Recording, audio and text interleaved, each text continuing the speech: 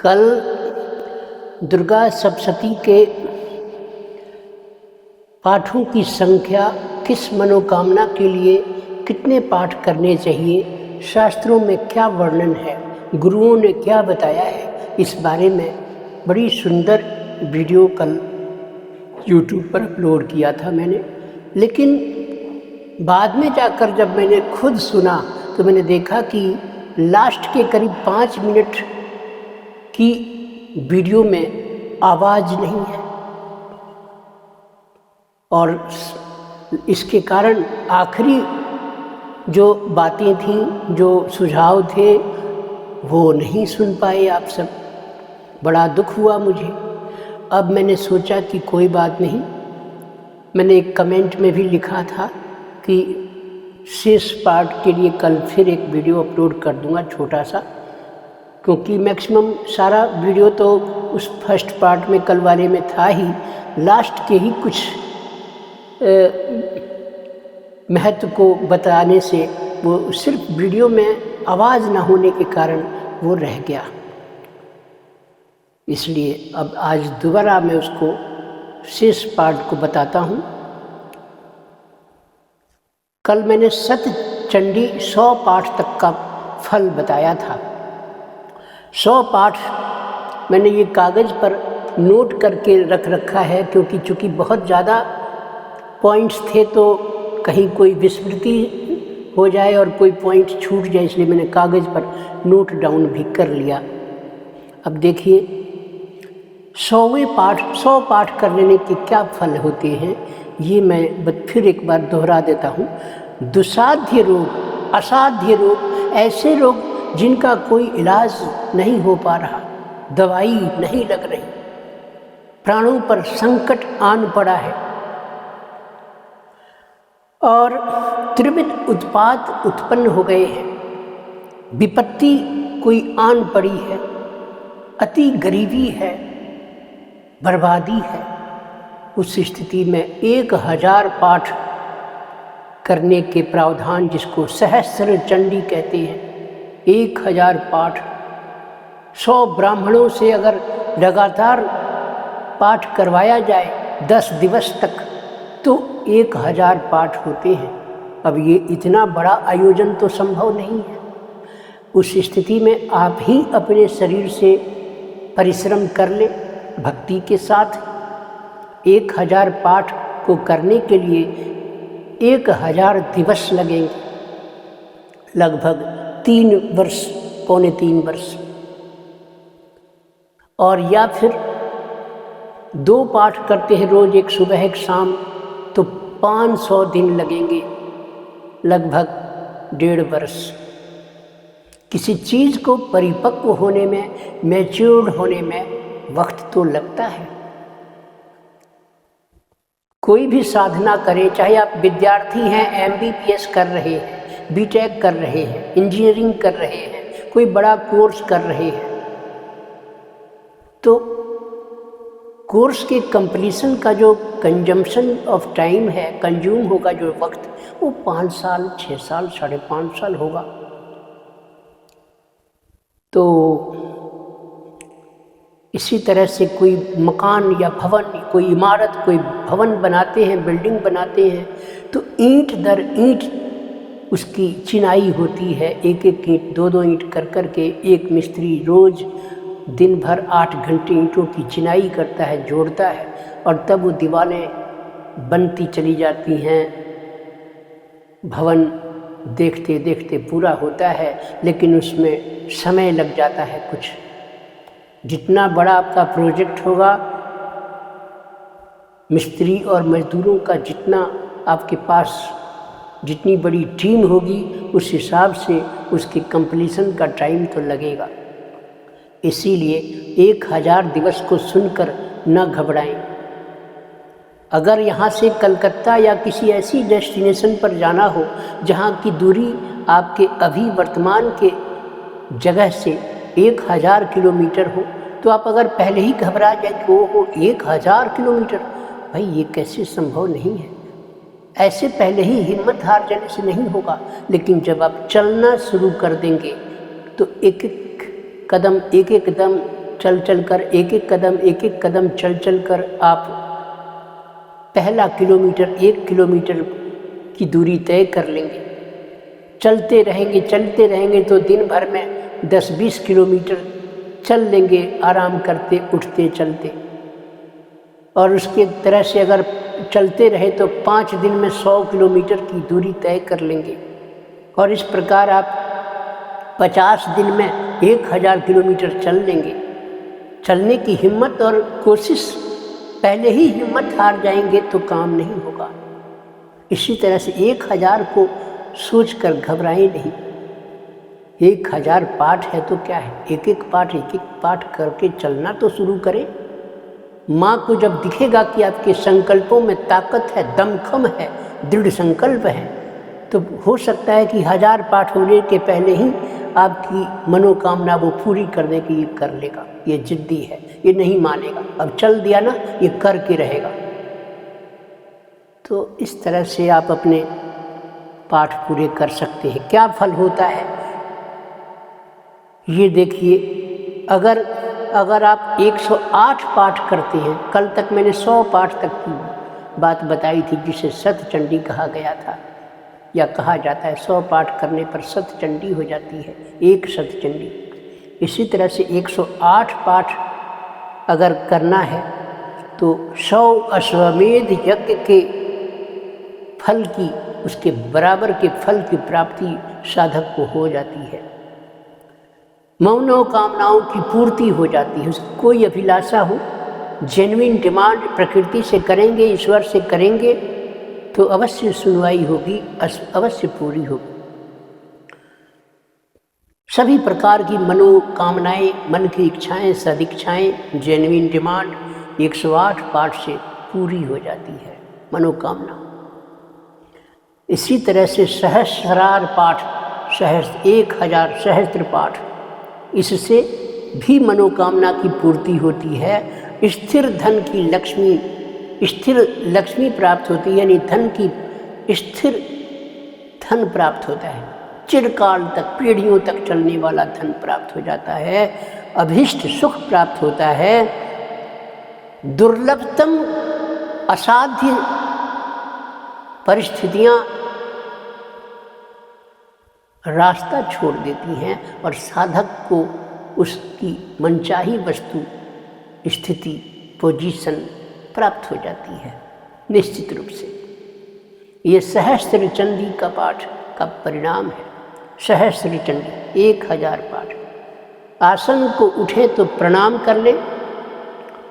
पाठ करने के उपरांत थोड़ा दूध पी लें या पानी का 1-2 घूंट पी लें, तभी किसी से बात करें। बिना कॉम्बिंग किए नहाने के बाद नए वस्त्र पहनकर या शुद्ध धुले वस्त्र पहनकर ऊनी आसन पर बैठकर, और तब आप इसके बाद में मन करे तो थोड़ा जो विधि है पाठ की, संपूर्ण विधि, नवाड मंत्र आगे पीछे, देवी सूत्र, रागती सूक्त, रहस्य तय, वो सब 3 रहस्य जो हैं, रहस्य त्रय वगैरह सब, उस विधि में सांगोपांग जब आप पाठ करेंगे तो उसमें आपको सब कुछ प्राप्त हो जाएगा। और उसके बाद में आप उठ के बालों को पोंछ सकते हैं। पोंछ लीजिए, तौलिए से कॉम्बिंग मत कीजिए, सूख लेने दीजिए, ऐसे ही पाठ करिए बिना कॉम्बिंग के। बाद में फिर उठ करके पहले कंघा करें, तिलक लगा लें, चंदन लगा लें, धुले वस्त्र पहन लें। यही विधि है और इससे बहुत बड़े बड़े परिणाम होते हैं। दुर्गा सप्तशती में जो 12 अध्याय है, 12वां अध्याय, उसमें लिखा है, एभिः स्तुवैष मां नित्यं स्तोष्यते यः समाहितः तस्याहं सकलां बाधां नाशयिष्याम्य संशयः। ये देखिए दुर्गा सप्तशती 12वां अध्याय, उसका पहला ही श्लोक है देव्युवाच। इसमें ओम देव्युवाच एभिः स्तुवैष मां नित्यं स्तोष्यते यः समाहितः तस्याहं सकलां बाधां नाशयिष्याम्य संशयम्। जिस व्यक्ति को, जो व्यक्ति एकाग्रचित होकर के प्रतिदिन मेरे इन स्तुतियों की का स्तवन करेगा, पाठ करेगा, और जो मधुकैटभ और महिषासुर के वध का और शुंभ निशुंभ के संहार का प्रसंग का पाठ करेगा, सुनेगा और सुनाएगा, श्रवण करेगा, तथा मधुकैटभ नाशं च महिषासुरघातनं कीर्तयिष्यान्ति ये तद्वद वधं शुंभ निशुंभयोः अष्टम्यां च चतुर्दश्यां नवम्यां च कचेतसः श्रोष्यन्ति च ये भक्त्या मम माहात्म्यमुत्तमम् न तेषां दुष्कृतं किंचित् दुष्कृतोत्था न चापदः भविष्यति न दारिद्र्यं न चैवेष्टभ्योजनम् शत्रुतो न भयं तस्य दस्युतो वा न राजतः न शस्त्रा न लतो यौघा कदाचित् संभविष्यति। बताइए, इस पाठ को मधुकैटभ नाश और महिषासुर के घात का, शुंभ निशुंभ के संहार का जो वर्णन है, कथा है, कहानी है, जो सुनता सुनाता है श्रोता भक्तगणों को, उससे जीवन में उसकी जो है सभी कामनाएं पूरी हो जाती हैं। तस्याम सकलाम बाधाम नाशयिष्यामि, उसकी सकल बाधाएं, सभी बाधाएं उसकी नष्ट हो जाती हैं, इसमें संशय की कोई गुंजाइश नहीं। वाह। अष्टम्यां च चतुर्दश्यां नवम्यां चैक चेतसः, अष्टमी हो, नौमी हो, चतुर्दशी हो, श्रोष्यन्ति चैव ये भक्त्या मम माहात्म्यमुत्तमम्, मेरे महात्म को इन तिथियों में जो भक्ति भाव से भरकर पढ़ाता है, सुनता सुनाता है, न तेषां दुष्कृतं किंचित् दुष्कृतोत्था न चापदः भविष्यति न दारिद्र्यं न चैवेष्टभ्योजनम्। वाह, ऐसे व्यक्ति को कोई पाप छू नहीं सकता, उससे कोई गलत कार्य भी नहीं होगा ना, उन पर पाप जनित आपत्तियां भी नहीं आएंगी, मन कलुषित भी नहीं, मन विकार से युक्त भी नहीं होगा, उनके घर में कभी दरिद्रता नहीं होगी, गरीबी नहीं होगी, और उनको कभी प्रेमी जनों के विक्षोभ का कष्ट भी नहीं भोगना पड़ता। ऐसा सहन शक्ति, दुख और सुख सब में वो सम्र हो जाता है। क्या कमाल है। तो दुर्गा सप्तशती के पाठ का बहुत चमत्कार है इनमें। ये अब देखिए, ये अपना ये एक श्लोक है, शरत काले महापूजा, श्लोक नंबर 12, दुर्गा सप्तशती अध्याय 12। शरत काले महापूजा क्रियते या च वार्षिकी तस्यां ममैतन् माहात्म्यं श्रुत्वा भक्ति समन्वितः सर्वा बाधा विनिर्मुक्तो धन धान्य सुतान्वितो मनुष्य तो मत प्रसादेन भविष्यति न संशय। देखो 12वें नंबर पर क्या लिखा है, शरद काले महापूजा। शरद ऋतु में जो नवरात्र आता है आश्विन मास में, उस महापूजा के दौरान या फिर या तो साल में एक बार कर ले या 2 बार आता है, चैत्र में भी आता है, उसमें भी कर ले। तस्याम ममैतन महात्म्यम, मेरे महात्म्य को जो श्रुत्वा सुनता है, पढ़ता है, भक्ति भाव भक्ति समन्विता, भक्ति से परिपूर्ण होकर, सर्वा बाधा विनिर्मुक्तो, सभी प्रकार की बाधाओं को मुक्त कर देती हूँ। धन धान्य सुतान्विता, धन धान्य से पुत्र पौत्रों से परिपूर्ण कर देती हूँ। मनुष्यो मत प्रसादेन, मेरे प्रसाद से, मेरे आशीर्वाद से वो मनुष्य ऐसी स्थिति पा जाता है। भविष्यति न संशय, इस पर भविष्य में भी कोई शंका की कोई गुंजाइश नहीं है। वाह। ये इसमें देखिए, रिपवा संक्षयं यान्ति कल्याणं चोपपद्यते नंदते च कुलं पुंसां माहात्म्यं मम शृण्वतां। मेरे महात्म के श्रवण, मेरे महत्व को श्रवण करने वाले पुरुष हों, महिला हों, उनके शत्रु नष्ट हो जाते हैं, उन्हें कल्याण की प्राप्ति होती है, उनका कुल आनंदित रहता है। बताइए, इतना ही नहीं, और आगे लिखा है 16वें अध्याय में, शांति कर्मणि सर्वत्र तथा दुःस्वप्न दर्शने ग्रह पीड़ासु चोगरासु माहात्म्यम शृणुयान मम। सर्वत्र शांति कर्म में बुरे स्वप्न दिखाई देने पर, ग्रह जनित भयंकर पीड़ा होने पर मेरे महात्म्य को श्रवण करने से ऐसे सभी उत्पात, सभी परिस्थितियां समाप्त हो जाती हैं। बाल ग्रहाभिभूतानां बालानां शांतिकारकम संघात भेदे च नृणाम मैत्रीकरणमुत्तमम्। देखिए, ये कहती हैं माता आगे, बाल ग्रहों से आक्रांत हुए बालकों के लिए ये महात्म्य शांति कारक है, रोग हरने वाला है, तथा मनुष्यों के संगठन में फूट होने पर अच्छी प्रकार मित्रता कराने वाला भी है ये महात्मा।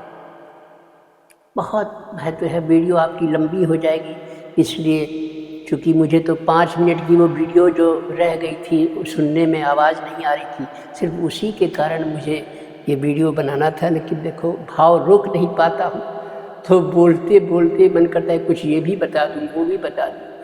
खैर, वीडियो पसंद आए तो इसे सब्सक्राइब कर लें। कल वाली वीडियो इसी संबंध में पाठों की संख्या के बारे में कल वाली को सुन लें, और ये इसे भी सुन लें, तो संपूर्ण आपको पूरा कल का सीरीज और आज का सीरीज प्राप्त हो जाएगा।